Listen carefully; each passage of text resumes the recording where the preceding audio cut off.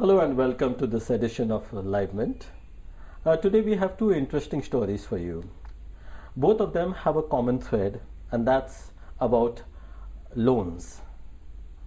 So on the one hand, we have small and medium enterprises that are being choked for funds by banks because of NPAs. On the other hand, we have education loans which are actually a priority sector lending, but at the same time, we have the same problem of NPAs. So we have with us today in our studio Dinesh Unnikrishnan, who is an expert on both these issues. So Dinesh, let's start with the SME problem. What exactly is happening? And obviously the macroeconomic conditions are the trigger for it, but could you explain why exactly are banks so reluctant to give loans? Thanks, Leslie.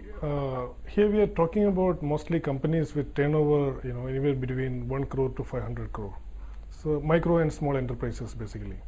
Here the issue is that their operations have been sort of come to a halt on two fronts. One is that the bank funding, which is the major source of finance for these companies, have stopped. This is happening for the last 1.5 years. But now the situation is that their earnings, their sales, everything has been hit and it's in negative.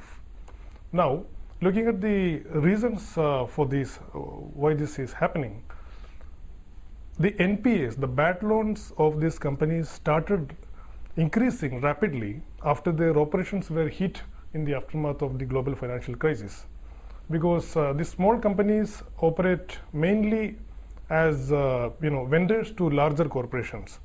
When exports were hit, their business were subsequently hit. Even when in domestic market, the demand is pretty low. So there is no business.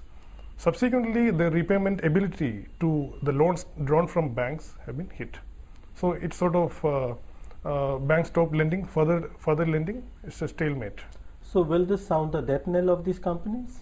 Well, we spoke to some of the industry leaders and banks.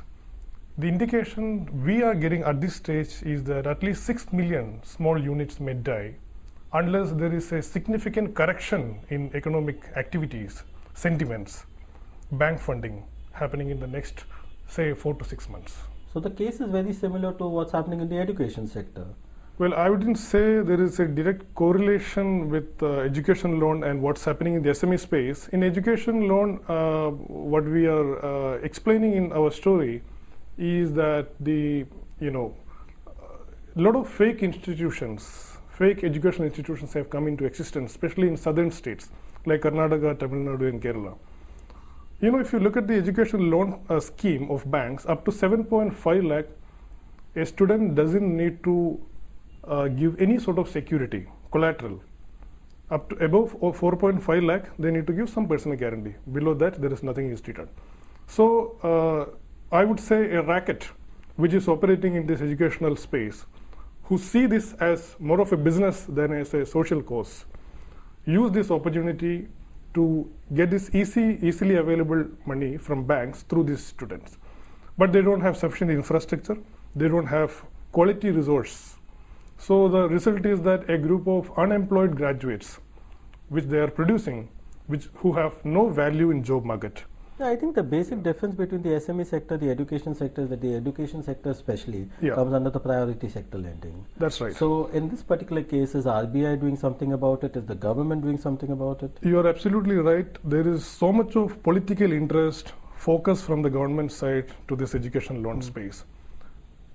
What I came to know is even in the last meeting, which happened last week, the finance minister is pushing state-run banks to lend more, regardless of whatever happening on the bad loan side.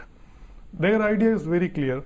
For the nation to grow, for social development to take place, you need to fund education. Education is the key for overall development. But what they do not see is that there are limitations on the credit appraisal mechanism by state-run banks when they lend to this category of borrowers. Because at the end of the day, they are taking a credit risk.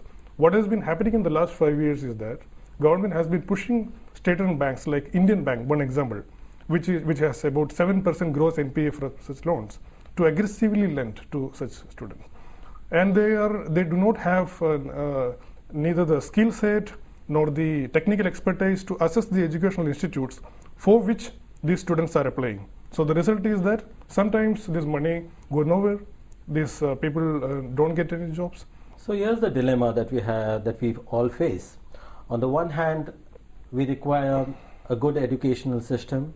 We are not getting into the merits and demerits of this in this corner. It's beyond the scope of this discussion. But banks need to lend money for education. Banks need to lend money for creating more entrepreneurship. But at the same time, they cannot be saddled with NPAs. How the government is going to look at it, how RBI is going to look at it, and how other legal functionaries are going to look at this dilemma is what remains to be seen.